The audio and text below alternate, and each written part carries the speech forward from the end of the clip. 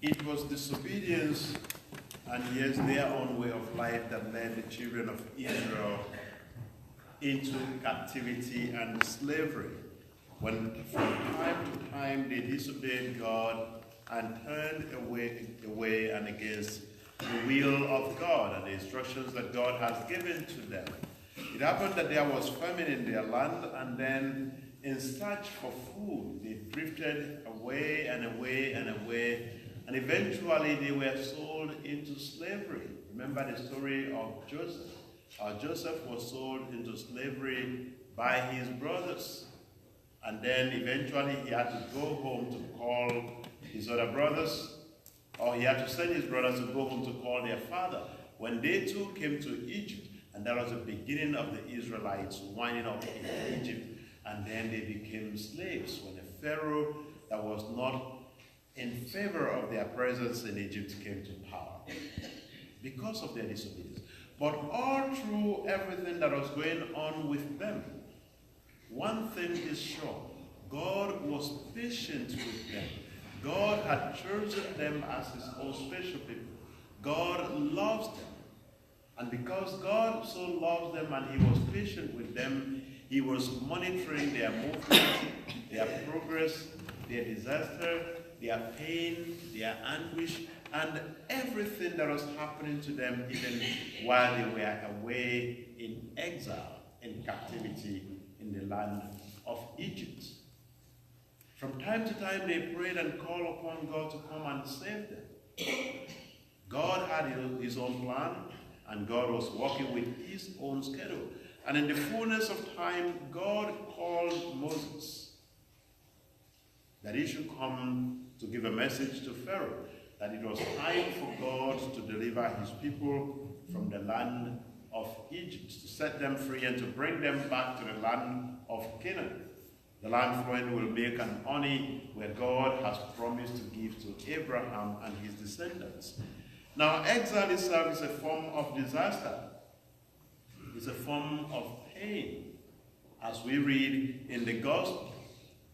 And as you may know, disaster, sometimes they speak to us more than the word of any preacher. They remind us of our limitation, of our weakness, of how fragile humans are. And sometimes, yes, they draw us closer to God. In the gospel, we hear Jesus coming to his audience to preach to them. And before he could even talk, they reminded him of the recent occurrences in their town. A set of people upon whom a tower fell and they all died. And also another set of folks whom Pilate, who was bloodthirsty, had used their blood to mingle with their blood of the sacrifices. And they were trying to have Jesus explain what all this means for them. Whether those people were more sinners than they are. Whether God was more angry with them than he is with them, who were asking Jesus these questions. What exactly or what precisely could this mean? They were trying to get from Jesus, or they were trying to have him explain to them. Why would Pilate be so vicious and so devilish that he would mingle their blood with the blood of the sacrifice? And why would God allow that tower to fall upon them? Jesus, in the process of that, began to tell them. He asked them the question: do you think that they were more or worse sinners than you are? Of course, we know that when tragedies happen, when tragedies fall, or when bad things happen, sometimes it doesn't happen even to bad people. Sometimes it is the good people that will suffer, except if it is something that is massive or on a large scale. Let's say a hurricane or an earthquake. No one, that is not selective. It happens to everybody. But it doesn't happen to us or other people because they are bad or because we are better than them. You know, some persons, when those things happen, are not preserved precisely because of how good they are or how prayerful they are. When nature strikes, it strikes. But sometimes, yes, people tend to associate maybe some evil with some attitude or some character, which is not always the case. In this case, Jesus did not explain away the disaster that befell the people who were at the Tower of Siloam. He did not tell them that those who escaped the disaster were more righteous, were better. He did not tell them that they were worse sinners than you are. He told them, do not think that because you are alive today is because of maybe you were better than them. But unless you repent, you will likewise perish. In other words, Jesus is telling them that every opportunity that they have, others died not because they were worse sinners, not because they were worse off, not because they were righteous, but because it was their time. And we should also use or see every opportunity that we have, every extra day that we are able to receive from God as an opportunity to repent. That we should use it as God giving us more time to be able to make straight our paths. That God is patient with us. And from time to time, from day to day, He gives us opportunities after opportunities to be able to repent. He helps them to see that life itself is fragile. You know, if you've survived any disaster, whether a hurricane or earthquake or anything that is really, really horrific, that sometimes it comes so sudden. It doesn't give warning. Yeah, these days they are able to predict when hurricane or wild winds are coming. But there are certain disasters that doesn't give any warning. And when they strike just like that. And in that very moment, in that instant, in that situation, you are able to see how fragile life could be. You are able to see how limited we are, how in fact insufficient we are, how powerless we are against the forces of nature and the vulnerability of life. And Jesus wants them to understand, and yes, wants us to understand this as well, that life itself is fragile. When those people were under the tower and it fell on them, you will become immediately helpless. It's like this house falling on this church falling on us, God forbid. You will see that our power amounts to nothing. And Jesus tells them, this is exactly the way it is, that life is short, life is fragile, that every day, every opportunity is a day of grace, is a day of repentance, is an extra day given to us. It shows God's patience for each and every one of us to live right, to live in harmony with God, to resolve or settle any issue, not just with God, but with everyone, because you never know. Those who were there under the tower, maybe they were celebrating, maybe they were partying, maybe they were doing something, and all of a sudden, it happened. And Jesus wants us to understand that that is the way it is with life.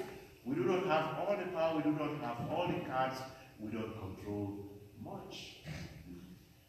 That we too should repent just like that. He said, unless you repent, you will likewise suffer. You will also perish.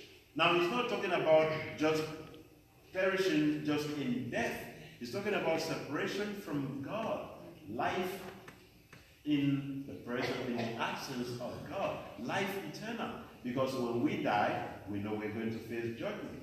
And if we do not live in accord with the will of God, then we're not able to see or be in the presence of God. Eternal damnation. That's what Jesus means, that unless you repent, you will likewise perish. Just as they did. So he's telling us to try to every day live our life in a way that is in accord with the will of God. To harmonize our relationship with God. That life itself is a gift. And if life itself is a gift, then we should be mindful of how we live it. Life itself is fragile. And if life is fragile, then we should be careful how we spend it. And make sure that every day that we live, every breath of air that we take in, that we try to live in a way that were that to be our last breath, we would die happy, knowing that we are doing the will of God. He tells them of the patience and mercy of God. Just like the Israelites who, because of their disobedience, were taken into exile, into Egypt for 40 years. God is always merciful to us. God is always patient with us.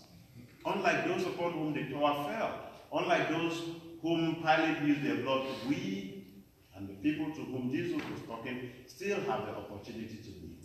A day of grace, another day of mercy, another opportunity given to us by God. And Jesus wants us to see it just that way. That is exactly what he's telling these people. That you are still alive and you did not die with them, is that God is merciful to you, that God is giving you another day of grace, that God is giving you another opportunity to amend. God is giving you another opportunity to live right. God is giving you another opportunity to be the best you were made to be. That God has not given up on you. God believes, and God knows that you can still become better. And that is why God has chosen to give you another day. How often do we see that? Or how rarely do we see that? Or see or approach a day just in that way? Knowing that God has given me this new day and he wants me to make up whatever I lost yesterday. God has given me this new opportunity. He wants me to make up, to do better. Whatever chances I lost, whatever I did not do well the previous day. That is the way we should approach every opportunity, every day of our life. That is the way we should approach every new day, as a new day of grace. A day to make up whatever mistakes we made the previous day. A day to become better persons. A day to perfect our relationship or work on our relationship with God. A day to make up and work upon our relationship with one another. He tells them that our God is a God of second chance.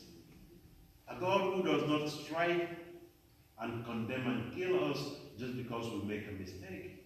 But he gives us chance time and again.